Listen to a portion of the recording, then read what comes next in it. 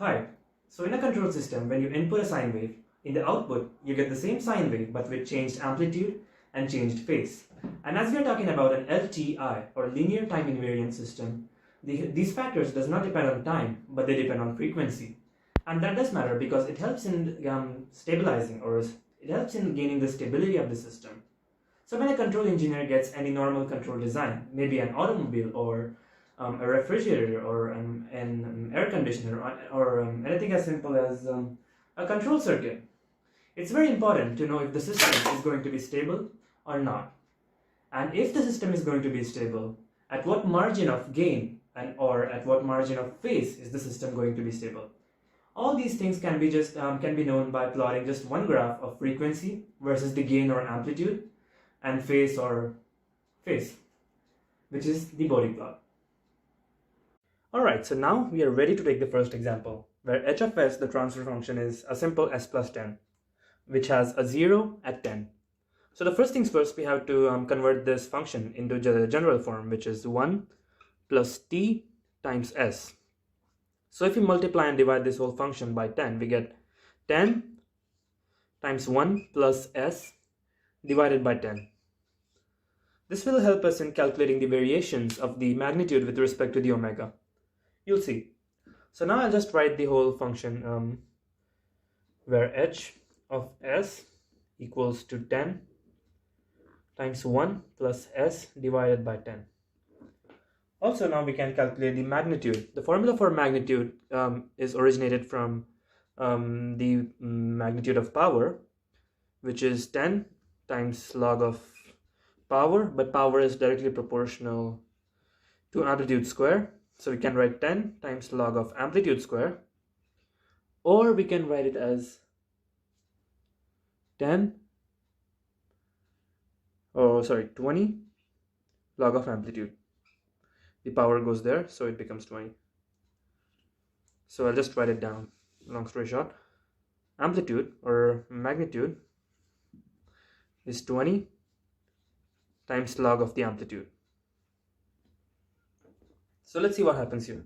So let's try to calculate the magnitude of this function, which is 10 times square root of the real part square plus imaginary part square. So real part square plus imaginary part square.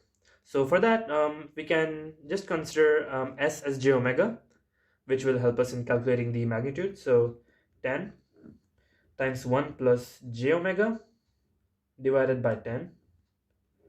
So now the imaginary part is omega divided by 10. So imaginary part square is omega square divided by 100.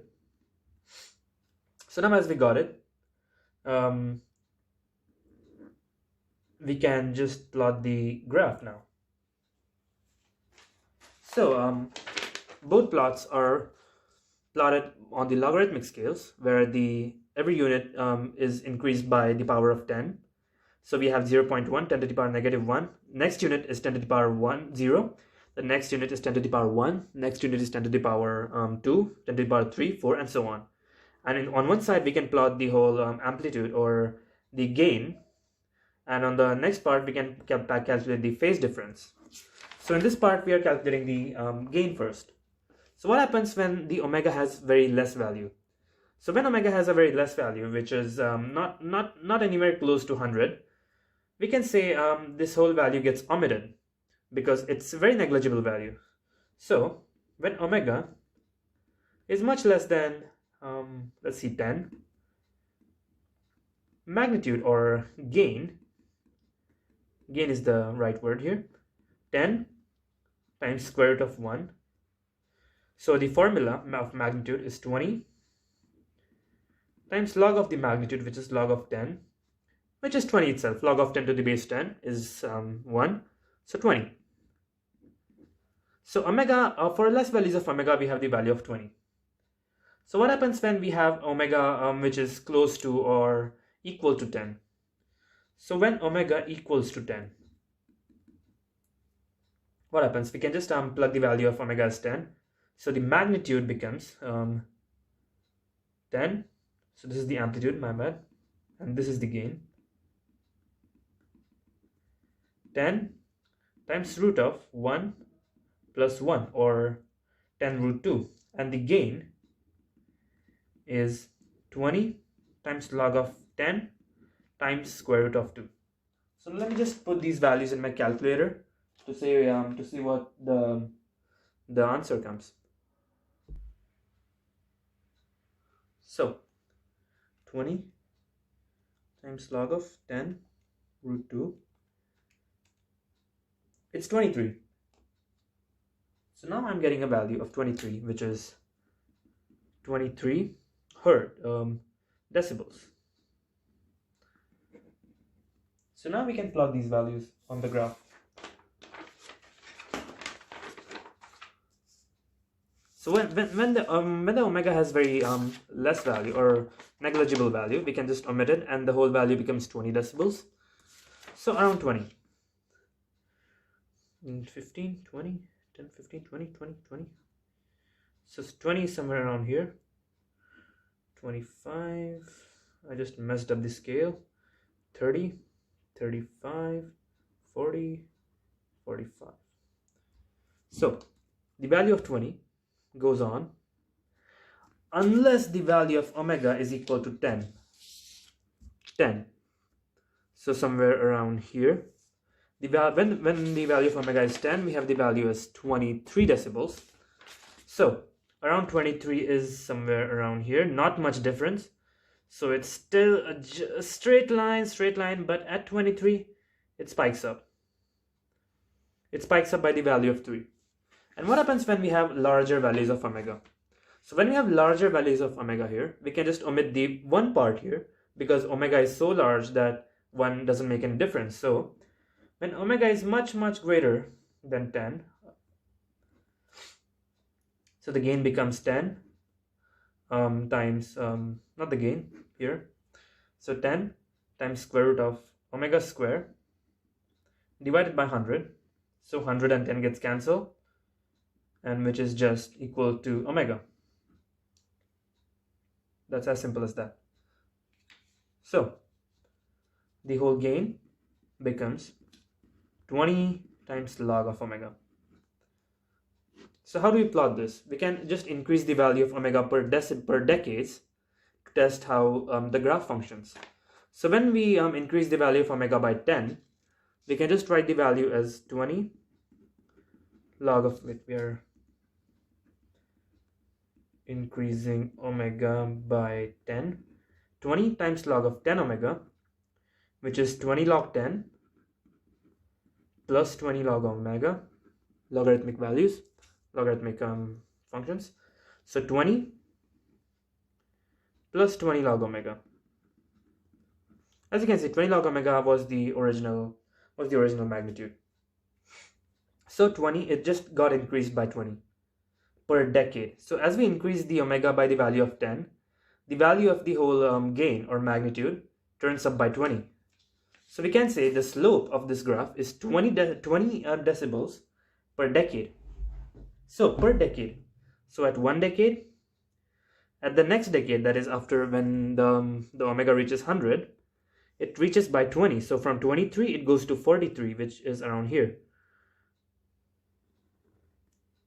when it's at 100, and it goes on increasing. So when you graph this thing, the whole value is going to be somewhere like this. It's going to spike up by the value of 3 when the value of omega is equal to the value of the 0, and then it's going to keep on increasing. So that's the Bode plot for the amplitude. When plotting the phase, you have to remember one thing. Add all the angles that are made by the zeros or in the numerators, and subtract all the angles that are made by the poles or the denominators. Let me just explain you real quick. So in this case, we just have 1, 0, which is 10 times 1 plus j omega divided by 10. Apparently we have 2, which is 10 plus 0 times j, but it just becomes 0 degrees when you calculate tan inverse of complex divided by real. So in this case, you have 1 plus j omega divided by 10. So what is going to be the phi for it? Phi is the angle. Tan inverse of the imaginary divided by real, which is omega divided by 10. But what if you have something in the denominator as well? In the next example, I might explain this, but right now, let me just give you a heads up. So if you have 1 plus t times omega t times j omega, okay, all right, whatever, divided by 1 plus j times t2 omega maybe.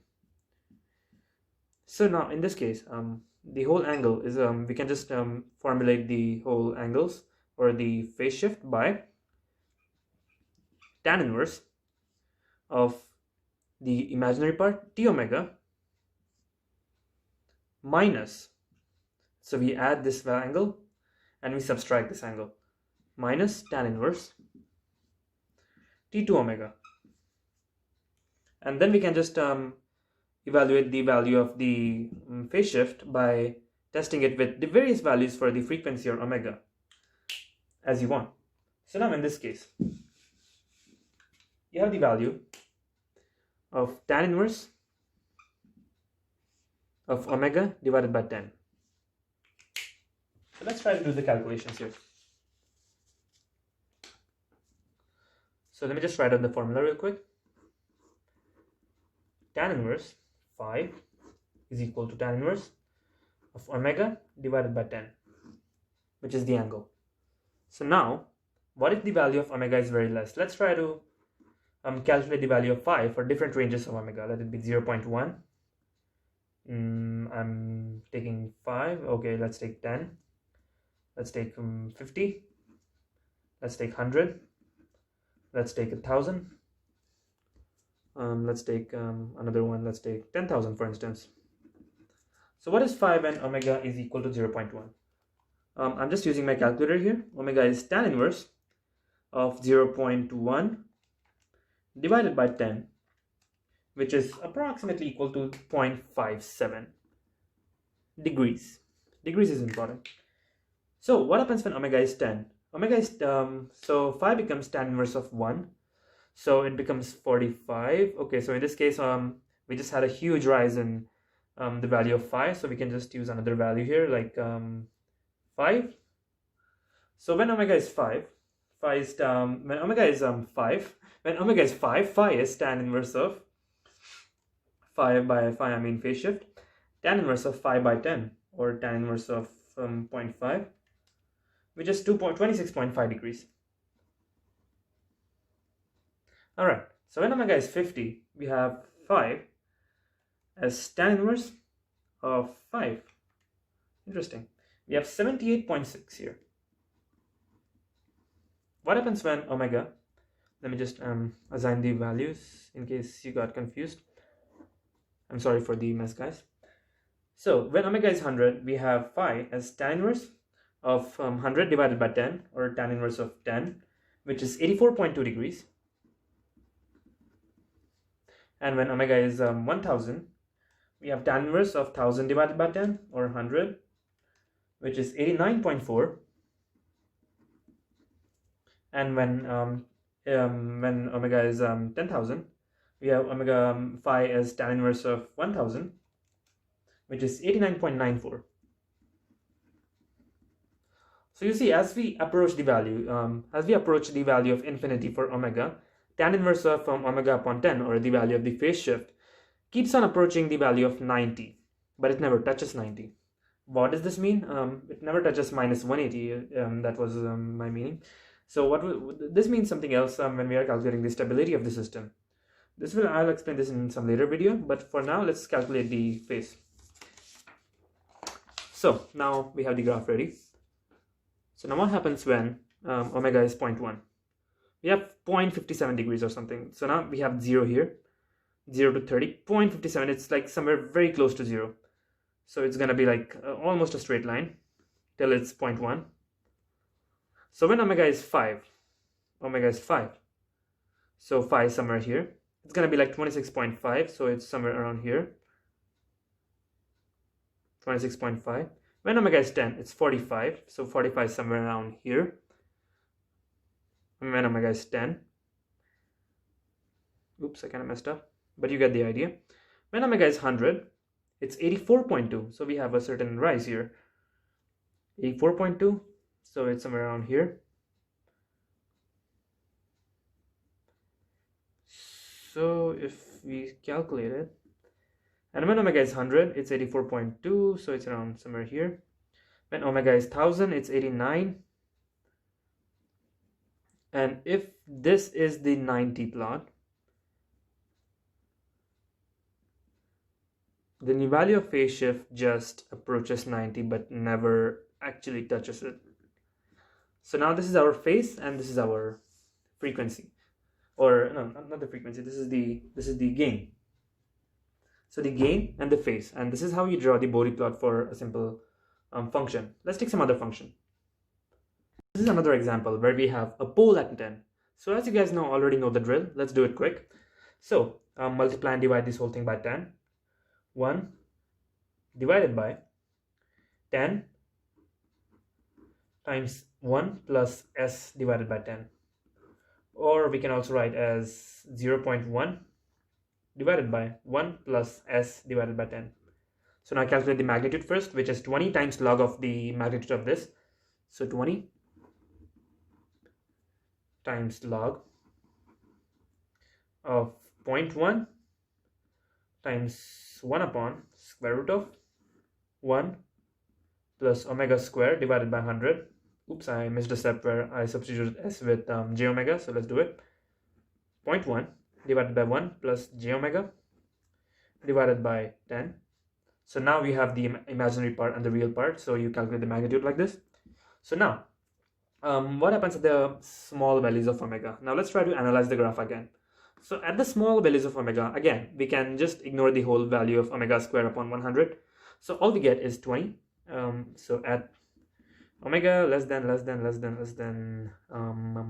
10, we get value of decibels. So we get the value of the magnitude as 20 times log of 0.1 divided by 1. So what is log of 0.1? Log of 0.1 is 10 to the power minus 1. So it's 20 times log of 10 to the power minus 1. So by the properties of logarithms, this goes behind. So we get magnitude as minus 20 decibels. That's the initial condition first. So let's try to plot. All right. So we have here 0 decibels, minus 20, minus 40, minus 60, minus 80. So I've got this graph ready with every decibels increasing by the order of 10. So when omega has very less value, the magnitude is minus 20 decibels. So let's try to get some more information first. So what happens when the value of omega is equal to 10? So at omega equals to 10, we have the value of 20 times log. We have the value of a magnitude as 20 times log 0.1 divided by 1 plus 1, which is 0.1 divided by root 2. So now let me just plug the value in calculator and see what this gets. So log, not log, 20 times log of 0.1 divided by square root of 2. I get the value of negative 23, almost, which is negative 23. So the value, as you can see, the value decremented or decreased by 3, as the omega reached its pole value. So 20. So when omega is equal to 10, so somewhere around here, the value reached negative 23, which is somewhere around here. No, it's almost the same. It doesn't matter. Like this. So what happens at larger values of omega? Let's try to find out. So when at omega much greater than 10, we can ignore the value of 1 because this is a huge value. So 20 times log of 0.1 divided by square root of omega square divided by 100. So the 100 becomes 10. So 10 gets multiplied with 0.1. We get 20 times log of 1 divided by omega.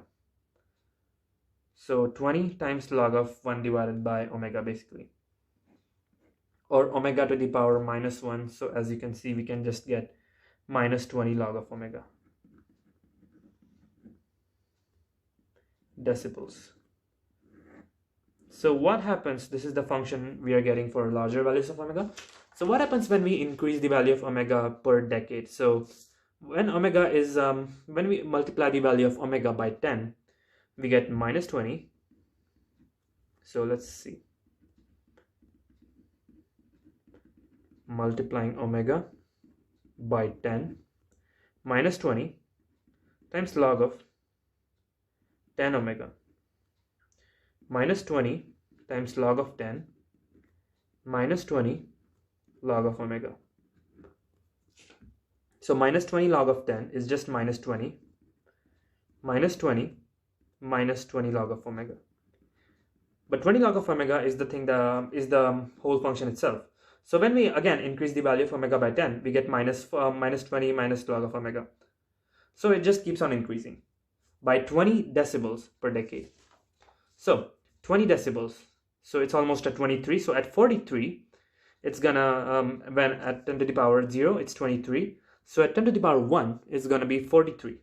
So 43 at this point, and it's gonna keep on increasing at the same slope of minus 20 decibels per decade after it reaches the value of omega, which is 10. So slope is minus 20 decibels per decade, and it keeps on decreasing. So now, as we got the frequency response for the gain or the amplitude, now let's try to figure out the phase.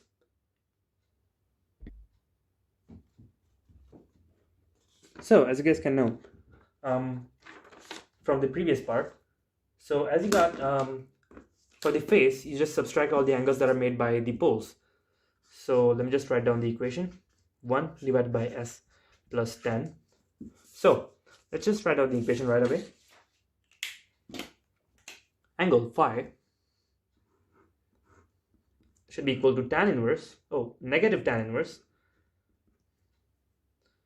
of what was the equation again? 0.1 over 1 plus j omega divided by 10. So tan inverse of omega divided by 10. We are just calculating the angle.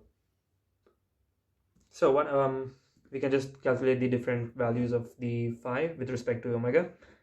So what happens when omega, let me just write it here. I'm varying the values of omega. So for 0.1, for 1, for 5, for 10, for 100, for 1000. Let's take a low spectrum for now. So what happens when omega is 0.1? Phi is minus tan inverse of, so let me just write it on my calculator, minus of tan inverse of 0.1 divided by 10, which is minus 0.57 degrees. Minus 0.57 degrees. When omega is equal to 1, we have minus of tan inverse of 1 divided by 10, which is 0.1, minus 5.71 degrees. When omega is equal to 5, we have phi as minus of tan inverse of 5 by 10 or 2, 0.5, which is 26.5 or negative 26.5. When we have value of 10, we just have minus of tan inverse of 1, which is minus of 45 degrees. When we have the value of 100, we have minus of tan inverse of 100 divided by 10 or 10, which is minus of 84.2. And this value we should get around minus 89 point something. But you get the idea. It tries to approach negative 90 but never does. So now we are ready to graph as we got the values. So let's see, at the value of omega 0.1, as you guys can see from here, we have the value as negative 0.57. So we have negative 180 as the reference here. So I can just write down the other values: negative 160, negative 180, negative 160, negative 140, negative 120, negative 100. Oh, I did a mistake. Negative 80, negative 60, negative 40, negative 20, negative 10. So if you guys can understand, it's somewhere around 0 here, where omega is 0. So at 0 it's negative 0.57. At 1, when omega is 1, it's minus 5.71. It's somewhere around here. And it approaches 90 but never does. Negative 90 is somewhere here.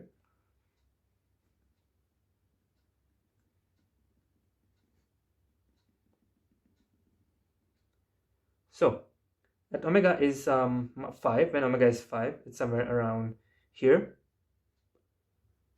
is minus 26.5. When omega is 10, minus 45. When omega is 100, minus 84.2. And then it approaches 90, slowly approaches 90, but never actually touches it. I kind of fucked up the graph, didn't I? I'm sorry, guys. But it's something like this. Next example, I'll do it better. So that's how the phase varies, and that's how the frequency, that's how the gain varies with respect to the frequency, which rises exponentially. Let's take another example with a zero order function. So observe the pattern here, what we are seeing. Whenever we introduce a zero in the equation, we get the slope increased by the value of 20 decibels per decade. And whenever we introduce a pole in the equation, we get the slope decreased by the value of 20 decibels per decade, with a slight variation of 3 around the border. So let's try to introduce another equation where we have a mixed, a zero order equation though, where we have no poles at 0. So we have a straight line coming from the origin, but with a mixture of poles and zeros, but no pole at 0. So let me make an equation up. H of s equals to s plus 10. That be s plus 100,000 divided by s plus 20, 200, let that be 20, times s plus 1000. Sounds fair. So the first things first, what we do is convert it in general form, which is in the form of 1 plus t of s, t times s, not t of s. T of s would be a little misleading. So if we multiply and divide the first part by 10, we get h of s equals to 10 times 1 plus s divided by 10. If we multiply and divide the second part by 100,000, we get times 100,000 times 1 plus s divided by 100,000 divided by, multiply and divide the third part by 20, 20 times 1 plus s divided by 20 by 1000, so 1000, 1 plus s divided by 1000. So we can cut a few things here. 10 goes here, 20, 10 times 2 is 20, so it's 1000, 1, 1, 1, 1, 1, 1, and 2, and we have 50. So what we get here is the value of 50. And I'm also substituting s as j times omega here. So h of s becomes 50 times 1 plus j omega divided by 10 times 1 plus j omega divided by 100,000 divided by 1 plus j omega divided by 20 times 1 plus j omega divided by 100. 1000, my bad. So now we have the value of the function. We have the function here. So let us try to analyze the function again and calculate the value of the gains. So what was the formula? 20 times log of the amplitude decibels. So what is the amplitude here? So at the very low values of omega, we are going to have, we can neglect the values of omega. So this whole value becomes negligible. So 1, 1, 1, 1 gets cancelled. And at less values of omega, where omega is much, much lesser, we get the value as 20 times log of 50. So 20 times log of 50 has approximately value of 33.97. 33.97 decibels. So we have a starting value here. So let's try to graph it. 0 decibels. So let's say 30. What should I take as scale?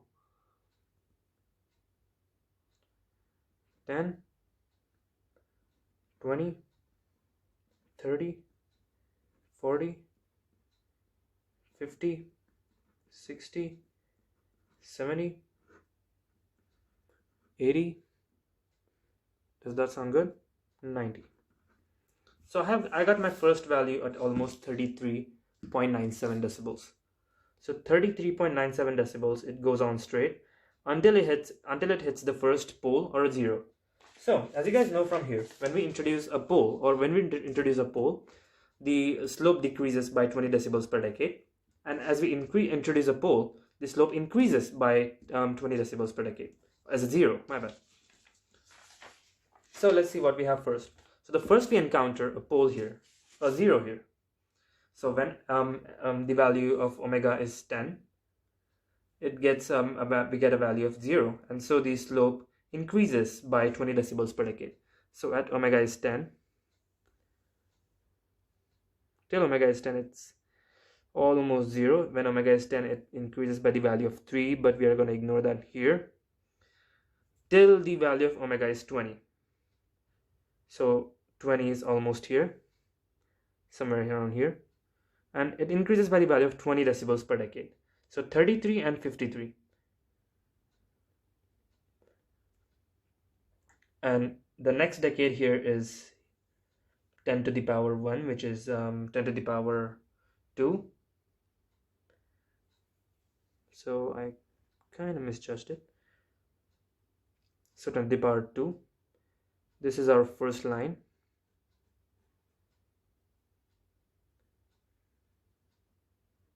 But the next slope changes when we have the value of 20. So the value of 20 is somewhere around here. So around here, the 20, we have a pole. So what happens when we have a pole? We get the value of decreased slope by 20 decibels per decade. So the slope can be measured like this. Goes on like this until we have the next value, which is 10 to the power 3, which is also a pole. And poles decrease the value of slope by 20. So when we get to the value of 1000, which is 10 to the power 3, somewhere around here, we get a decreased value by 20 decibels per decade. So every decade, the value decreases by 20. So we have somewhere around here the next decade. So let's just increase the value. So the value increased by 20 here. So 30, 40, 50, like this, by 20 decibels per decade. You guys can measure the slope by altering the values of the axes for the amplitude here, until the value is 100,000 or 10 to the power 5. So when 10 to the power 5 value is here, somewhere around here, we have another 0 here. So we get the increased slope by 20. So it gets again into a straight line.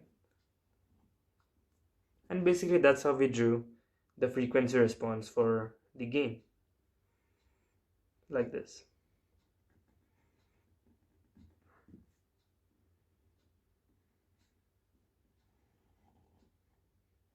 I'm ignoring the damping constant here.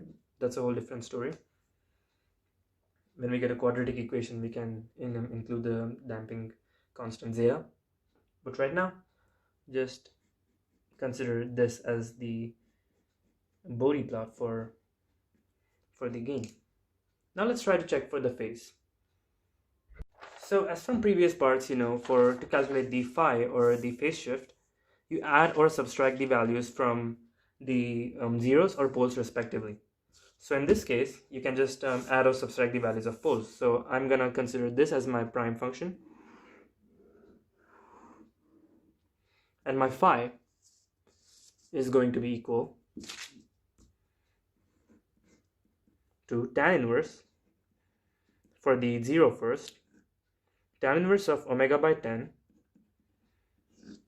plus tan inverse omega by 100,000 minus tan inverse of omega by 20, I subtracted because the omega by 20 is from the pole, minus tan inverse of omega divided by 1000. This is my formula to calculate the phase shift variation as we change the value of omega. So now let's check for the values of omega at 0.1, 1, 10, 50, 100, 1000, 10,000, 100,000 and 1 million. Quite a wide range, but it might be worth it. So I'll calculate the whole values. Alright, so I plugged in some values for the formula and I got these values for the phase differences. So now let's try to graph them. For 0.1, 0.280, for 1 I got 2.79, for 10, 17.86, for omega is 50, 7.65 degrees, for omega is 100, minus 0.05 degrees, for 10,000, minus 174.15 degrees, for 100,000, 44.5, and for 1 million, 5.65. Quite a wide range of values. So my reference point is negative 180.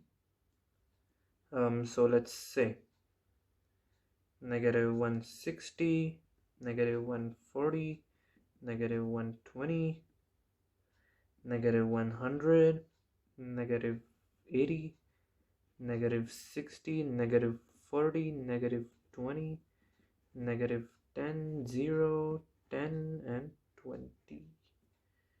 So the first most value at omega is 0.1, or 10 to the power negative 1 is 0.280, 0.280, somewhere around here.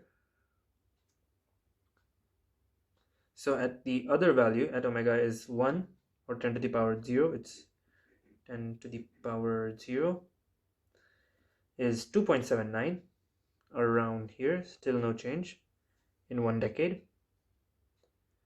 At the value of omega is 10, 17.86, a little spike. At the value of omega is 50, somewhere around here, 7.65, so again another fall. At omega value 100, minus 0.05, so we are getting a negative value at 10 to the power 2. Yep, makes sense. At 10 to the power 100,000, I just spiked up to 100,000. So at 10 to the power 4, we have negative 174.5, which is almost around here. I also calculated at 10 to the power 1, 2, 3, 4, 5, negative 174. And around 1 million, it's negative 5.65, around here. So let's try to join the curves.